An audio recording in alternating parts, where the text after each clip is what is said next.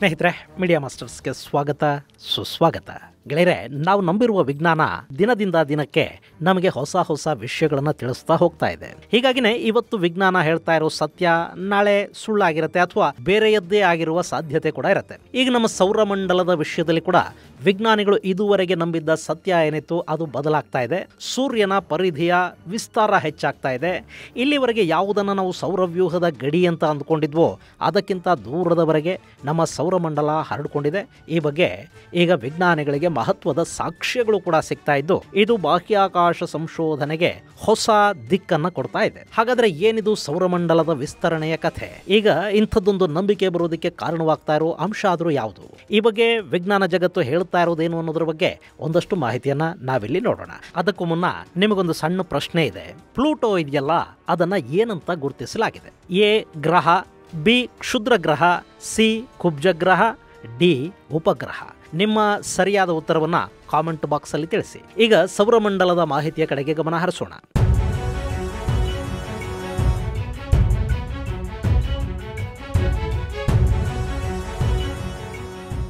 ಗೆಳೆಯರೆ, ಸೌರಮಂಡಲ ಸೂರ್ಯನನ್ನ ಕೇಂದ್ರವಾಗಿಸಿಕೊಂಡಿರುವ ಒಂದಷ್ಟು ಗ್ರಹಗಳು, ಉಪಗ್ರಹಗಳು, ಕ್ಷುದ್ರ ಗ್ರಹಗಳು, ಕುಬ್ಜ ಗ್ರಹಗಳ ಸಮೂಹ. ಸರಿಸುಮಾರು 4.6 ಬಿಲಿಯನ್ ವರ್ಷಗಳ ಹಿಂದೆ ರೂಪುಗೊಂಡಿರುವ ಈ ಸೌರಮಂಡಲದಲ್ಲಿ ಸದ್ಯಕ್ಕೆ ಸೂರ್ಯ ಹಾಗೂ 8 ಗ್ರಹಗಳನ್ನು ಗುರುತಿಸಲಾಗಿದೆ. ಈ 8 ಗ್ರಹಗಳಲ್ಲಿ 4 ಟೆರೆಸ್ಟ್ರಿಯಲ್ ಪ್ಲಾನೆಟ್ಗಳಿವೆ. ಇವು ಸಿಲಿಕೇಟ್, ಕಲ್ಲು ಹಾಗೂ ಇನ್ನಿತರ ಖನಿಜಗಳಿಂದ ರೂಪಿತಗೊಂಡಿರುವ ಗ್ರಹಗಳು. ಈ ಗ್ರಹಗಳ ಗುಂಪಲ್ಲಿ ಬುಧ, ಶುಕ್ರ, ಭೂಮಿ ಹಾಗೂ ಮಂಗಳ ಗ್ರಹಗಳು ಬರುತ್ತವೆ. ಹಾಗೇನೆ ಗುರು ಮತ್ತು ಶನಿ ಗ್ರಹಗಳನ್ನ ಗ್ಯಾಸ್ ಜೈಂಟ್ಸ್ ಅಂತ ಕರೀತಾರೆ. ಅಂದ್ರೆ ಆ 2 ಗ್ರಹಗಳಲ್ಲಿ ಹೈಡ್ರೋಜನ್ ಮತ್ತು ಹೀಲಿಯಂ ತುಂಬಿಕೊಂಡಿದೆ. ಹಾಗೇನೆ ಇನ್ನುಳಿದ ಯುರೇನಸ್ ಮತ್ತು ನೆಪ್ಟ್ಯೂನ್ ಗ್ರಹಗಳನ್ನ ಐಸ್ ಜೈಂಟ್ಸ್ ಅಂತ ಕರೀತಾರೆ. ಈ ಐಸ್ ಜೈಂಟ್ಗಳು hydrogen, oxygen, helium, carbon, nitrogen ಹಾಗೂ ಸಲ್ಫರ್ಗಳನ್ನು ಒಳಗೊಂಡಿವೆ. ಈ ಗ್ಯಾಸ್ ಮತ್ತು ಐಸ್ ಜೈಂಟ್ಗಳಲ್ಲಿ ಭೂಮಿಯ ಹಾಗೆ ಸರ್ಫೇಸ್ ಇರೋದಿಲ್ಲ ಅನ್ನೋದು ವಿಶೇಷ. ಇನ್ನು ಈ 8 ಗ್ರಹಗಳಲ್ಲಿ 6 ಗ್ರಹಗಳಿಗೆ ಉಪಗ್ರಹಗಳು ಕೂಡ ಇವೆ. ಹಾಗೇನೆ ಮಂಗಳ ಮತ್ತು ಗುರುಗ್ರಹದ ನಡುವೆ ಒಂದು ಆಸ್ಟ್ರಾಯ್ಡ್ ಬೆಲ್ಟ್ ಕೂಡ ಇದೆ. ಈ ಬೆಲ್ಟ್ ಅಲ್ಲಿ ಲಕ್ಷಾಂತರ ಕ್ಷುದ್ರ ಗ್ರಹಗಳು ತಿರುಗ್ತಾ ಇರುತ್ತವೆ.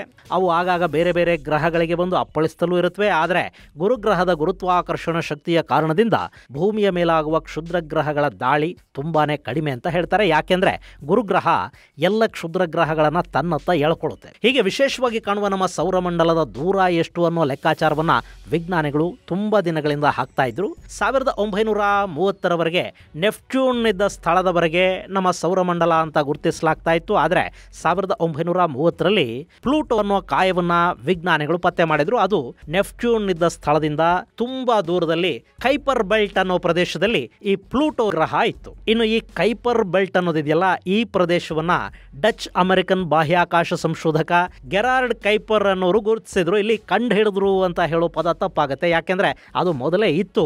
ಅದನ್ನ ಗುರುತಿಸುವ ಕೆಲಸ ನಡಿಬೇಕಿತ್ತು. ಆ ಕೆಲಸವನ್ನ ಗೆರಾರ್ಡ್ ಕೈಪರ್ ಮಾಡಿದ್ರು. ಹೀಗಾಗಿ ಆ ಬೆಲ್ಟ್ಗೆ ಕೈಪರ್ ಅವರ ಹೆಸರನ್ನೇ ಇಡಲಾಯಿತು. ಈ ಕೈಪರ್ ಬೆಲ್ಟ್ ಅಲ್ಲಿ ಐಸ್ ನಿಂದ ರಚಿತವಾದ ಸಾಕಷ್ಟು ಸಣ್ಣ ಸಣ್ಣ ಗ್ರಹಗಳಿವೆ ಅನ್ನೋದನ್ನು ಕೂಡ ಮುಂದೆ ಸಂಶೋಧಕರು ಪತ್ತೆ ಮಾಡಿದ್ರು. ಅಲ್ಲಿ ಪ್ಲೂಟೋದ ಜೊತೆಗೆ ಆರ್ಕಸ್, ಹೌಮಿಯಾ ನಂತಹ ಸಣ್ಣ ಸಣ್ಣ ಕಾಯಗಳು ಕೂಡ ಸಿಕ್ಕಿದ್ವು. ಈ ಎಲ್ಲ ಕಾಯಗಳಲ್ಲೂ ಈ ಪ್ಲೂಟೋ ಅನ್ನೋದು ದೊಡ್ಡ ಕಾಯ ಆಗಿತ್ತು. ಹೀಗಾಗಿ ಇದನ್ನ 9ನೇ ಗ್ರಹ ಅಂತ ವಿಜ್ಞಾನಿಗಳು ಒಪ್ಪಿಕೊಂಡು ಬಿಟ್ರು. ಆದರೆ ಇದರ ಬಗ್ಗೆ ಅವತ್ತೇ ಸಾಕಷ್ಟು ಭಿನ್ನಾಭಿಪ್ರಾಯಗಳು ಕೂಡ ಶುರುವಾದವು.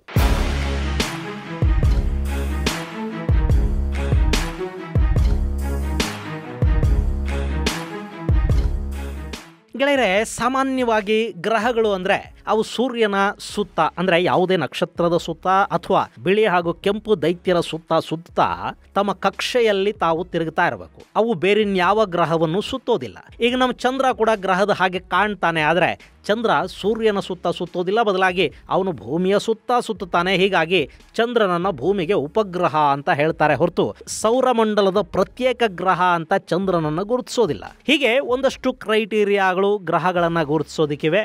ಅವುಗಳನ್ನ ಪೂರೈಸಿದ ಕಾಯಗಳನ್ನ ಮಾತ್ರ ಗ್ರಹಗಳು ಅಂತ ಕರೀತಾರೆ. ಆದರೆ ಇಲ್ಲಿ ಪ್ಲೂಟೋ ಬಗ್ಗೆ ಇಂಥ ಸಾಕಷ್ಟು ಪ್ರಶ್ನೆಗಳು ಎದ್ವು. ಕಡೆಗೆ 2006ರಲ್ಲಿ ಪ್ಲೂಟೋ ಒಂದು ಕುಬ್ಜ ಗ್ರಹ ಅಂತ ಗುರುತಿಸಿಕೊಳ್ತು. ಅಲ್ಲದೆ ಸೌರಮಂಡಲದ ಗ್ರಹ ಅನ್ನೋ ಖ್ಯಾತಿಯನ್ನ ಅದರಿಂದ ಕಿತ್ತುಕೊಳ್ಳಾಯಿತು. ಹೀಗಾಗಿ 2006ರವರೆಗೆ ನಮ್ಮ ಸೌರಮಂಡಲದಲ್ಲಿ 9 ಗ್ರಹಗಳಿದ್ವು. ಆ ನಂತರ ಪ್ಲೂಟೋಗೆ ಗ್ರಹದ ಸ್ಥಾನಮಾನವನ್ನ ಕಿತ್ತುಕೊಂಡ ಮೇಲೆ ಅಲ್ಲಿ 8 ಗ್ರಹಗಳಾದವು. ಇವತ್ತಿಗೂ ಕೂಡ ಪ್ಲೂಟೋ ಅನ್ನೋ ಕುಬ್ಜ ಗ್ರಹ ಇದೆ. ಅದು ಕೈಪರ್ ಬೆಲ್ಟ್ ಅಲ್ಲಿ ಸ್ಥಿರವಾಗಿದೆ. ಹೀಗೆ ಕೈಪರ್ ಬೆಲ್ಟ್ ಅನ್ನೋದು ಸಿಕ್ಕ ಮೇಲೆ ಅದನ್ನ ಸೌರಮಂಡಲದ ಕೊನೆ ಅಂತ ವಿಜ್ಞಾನಿಗಳು ಭಾವಿಸಿದ್ರು. ಈ ಕೈಪರ್ ಬೆಲ್ಟ್ ಅಲ್ಲಿ ಆಸ್ಟರಾಯ್ಡ್ ಬೆಲ್ಟ್ ಅಲ್ಲಿರೋದಕ್ಕಿಂತ ಹೆಚ್ಚು ಕಾಯಗಳಿವೆ. ಅದು ಆಸ್ಟರಾಯ್ಡ್ ಬೆಲ್ಟ್ಗಿಂತ ಸುಮಾರು 20 ಪಟ್ಟು ಅಗಲ ಹಾಗೂ 200 ಪಟ್ಟು ದೊಡ್ಡದಾಗಿದೆ ಅಂತ ಕೂಡ ವಿಜ್ಞಾನಿಗಳು ಹೇಳಿದ್ರು. ಇಲ್ಲಿರೋ ಕಾಯಗಳು ಭಾಗಶಃ ಐಸ್, ಮೀಥೇನ್, ಅಮೋನಿಯಾ ಹಾಗೂ ನೀರಿಂದ ಮಾಡಲ್ಪಟ್ಟಿವೆ. ನಿಮಗೆ ಗೊತ್ತಿರಲಿ, ಈ ಆಸ್ಟರಾಯ್ಡ್ ಬೆಲ್ಟ್ ಇದೆಯಲ್ಲ, ಅಲ್ಲಿನ ಕಾಯಗಳು ಕಲ್ಲು ಹಾಗೂ ಮೆಟಲ್ನಿಂದ ರೂಪಿತಗೊಂಡಿವೆ. ಇದು ಕೈಪರ್ ಬೆಲ್ಟ್ನ ಕಾಯಗಳಿಗೂ ಆಸ್ಟರಾಯ್ಡ್ ಬೆಲ್ಟ್ನ ಕಾಯಗಳಿಗೂ ಇರೋ ವ್ಯತ್ಯಾಸ.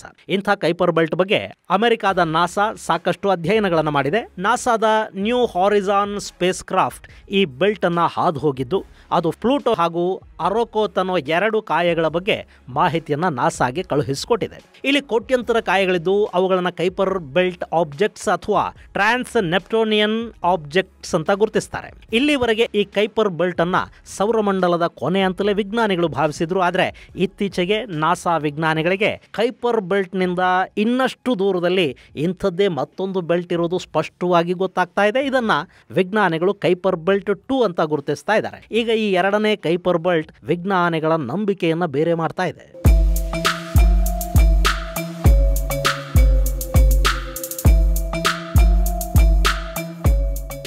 ಇಲ್ಲಿ ಈಗಾಗಲೇ ಸಾಕಷ್ಟು ಮಾಹಿತಿಗಳು ಲಭ್ಯ ಆಗಿದ್ರೂ ಕೂಡ ಇನ್ನಷ್ಟು ಸಂಶೋಧನೆಗಳು ಇದರ ಬಗ್ಗೆ ನಡೀತಾ ಇವೆ. ಒಂದು ವೇಳೆ ಇದು ನಿಜಾನೇ ಆಗಿದ್ದಲ್ಲಿ ಬಾಹ್ಯಾಕಾಶ ವಲಯದಲ್ಲಿ ಇದೊಂದು ಅತಿ ದೊಡ್ಡ ಅನ್ವೇಷಣೆ ಅನ್ನಿಸ್ಕೊಳ್ಳುತ್ತೆ ಅಂತ ಬಾಹ್ಯಾಕಾಶ ವಿಜ್ಞಾನಿ ಫುಮಿ ಯೋಶಿಡಾ ತಿಳಿಸಿದ್ದಾರೆ. University of occupational and environmental health science and planetary exploration research centre ಅಲ್ಲಿ ಕಾರ್ಯನಿರ್ವಹಿಸ್ತಾ ಇರುವ ಈ ಯೋಶಿಡಾ ಈ ಕೈಪರ್ ಬೆಲ್ಟ್ ನ ಮೇಲೆ ಸಾಕಷ್ಟು ಕೆಲಸ ಮಾಡ್ತಾ ಇದ್ದಾರೆ. ಇನ್ನು ಈ ರೀತಿಯ ಒಂದು ಬೆಲ್ಟ್ ಇದೆ ಅನ್ನೋದನ್ನ ನಾಸಾದ ಸುಬಾರು ಅನ್ನೋ ಟೆಲಿಸ್ಕೋಪ್ ಮಾಹಿತಿಯನ್ನು ಕೊಟ್ಟಿದೆ. ಹವಾಯಿ ದ್ವೀಪಗಳಲ್ಲಿರುವ 8 ಅಡಿಗೂ ಉದ್ದದ ಈ ಟೆಲಿಸ್ಕೋಪ್ 2006ರಿಂದ ನ್ಯೂ ಹಾರಿಜಾನ್ ಪ್ರಾಜೆಕ್ಟ್ ನ ಭಾಗ ಆಗಿದೆ. ಈಗಾಗಲೇ ಸಿಕ್ಕಿದ್ದ ಕೈಪರ್ ಬೆಲ್ಟ್ ಸೂರ್ಯನಿಂದ 33ರಿಂದ 55 ಆಸ್ಟ್ರೋನಾಮಿಕಲ್ ಯೂನಿಟ್ಗಳಷ್ಟು ದೂರದಲ್ಲಿದೆ ಅಂತ ಹೇಳಲಾಗ್ತಾ ಇದೆ. ಇನ್ನು ಈಗ ಸಿಕ್ಕಿರುವ 2ನೇ ಕೈಪರ್ 70ರಿಂದ 90 AUಗಳಷ್ಟು ದೂರದಲ್ಲಿರಬಹುದು ಅಂತ ಅಂದಾಜು ಮಾಡಲಾಗ್ತಾ ಇದೆ. ಇಲ್ಲಿ 1 AU ಅಂದ್ರೆ ಭೂಮಿ ಮತ್ತು ಸೂರ್ಯನ ನಡುವಿನ ದೂರ, ಅಂದ್ರೆ 149.59 ಮಿಲಿಯನ್ ಕಿಲೋಮೀಟರ್ಗಳಿಗೆ ಒಂದು ಆಸ್ಟ್ರೋನಾಮಿಕಲ್ ಯೂನಿಟ್ ಅಥವಾ AU ಅಂತ ಕರೀತಾರೆ. ಇಂಥ 70ರಿಂದ 90 AUಗಳಷ್ಟು ದೂರದಲ್ಲಿ ಈಗ 2ನೇ ಕೈಪರ್ ಬೆಲ್ಟ್ ಪತ್ತೆಯಾಗಿದೆ. ಇನ್ನು ಇದರ ವಿಸ್ತಾರ ಎಷ್ಟು ಅನ್ನೋದನ್ನ ಸಂಶೋಧಕರು ಪತ್ತೆ ಮಾಡಬೇಕಿದೆ. ಇಲ್ಲಿ ಗಮನಿಸಬೇಕಾದ ಅಂಶ ಅಂದ್ರೆ ಈ ಹಿಂದೆ ನಮ್ಮ ವಿಜ್ಞಾನಿಗಳು ಸೌರಮಂಡಲದ ಒಟ್ಟು ವಿಸ್ತಾರವನ್ನ 33 AUಗಳಷ್ಟಿರಬಹುದು ಅಂತ ಊಹೆ ಮಾಡಿದ್ರು.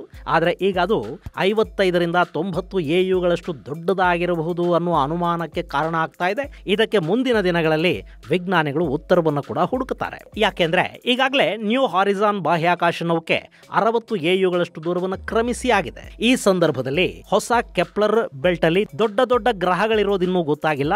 ಈಗಾಗಲೇ ನಮ್ಮ ಸೌರಮಂಡಲವನ್ನ ಬಿಟ್ಟು ಇಂಟರ್ಸ್ಟೆಲ್ಲರ್ ಕಡೆಗೆ ಹೋಗಿರುವ ವಾಯೇಜರ್ 1 ಹಾಗೂ ವಾಯೇಜರ್ 2 ನೌಕೆಗಳು ಕ್ರಮವಾಗಿ 164.7 ಹಾಗೂ 137.6 AUಗಳಷ್ಟು ದೂರದಲ್ಲಿವೆ. ಈ ನೌಕೆಗಳು ಕೂಡ 2ನೇ ಕೈಪರ್ ಬೆಲ್ಟ್ ಬಗ್ಗೆ ಹೆಚ್ಚಿನ ಮಾಹಿತಿಯನ್ನು ಕೊಟ್ಟಿಲ್ಲ ಅಥವಾ ಅವು ಕಳುಹಿಸಿದ ಮಾಹಿತಿಯನ್ನ ನಾಸಾಗೆ ಡಿಕೋಡ್ ಮಾಡೋದಕ್ಕೆ ಸಾಧ್ಯ ಕೂಡ ಆಗಿಲ್ಲದೆ ಇರಬಹುದು. ಹೀಗಾಗಿ ಈಗ ನ್ಯೂ ಹಾರಿಜಾನ್ ಬಾಹ್ಯಾಕಾಶ ನೌಕೆ ಕೊಡ್ತಾ ಇರುವ ಈ ಹೊಸ ಅನ್ವೇಷಣೆಯ ಮಾಹಿತಿಯ ಬಗ್ಗೆ ಇನ್ನಷ್ಟು ಸಂಶೋಧನೆಗಳು ನಡೀಬೇಕಿದೆ.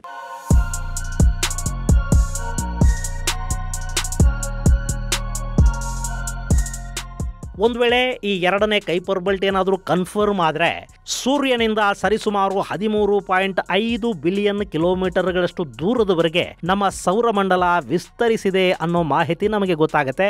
ಆ ನಂತರದ ಸಂಶೋಧನೆಗಳು ಅದರ ಇನ್ನಷ್ಟು ವಿಸ್ತಾರವನ್ನು ಹೊರಗೆ ಹಾಕಿದರೆ ಆಶ್ಚರ್ಯ ಪಡಬೇಕಾಗಿಲ್ಲ.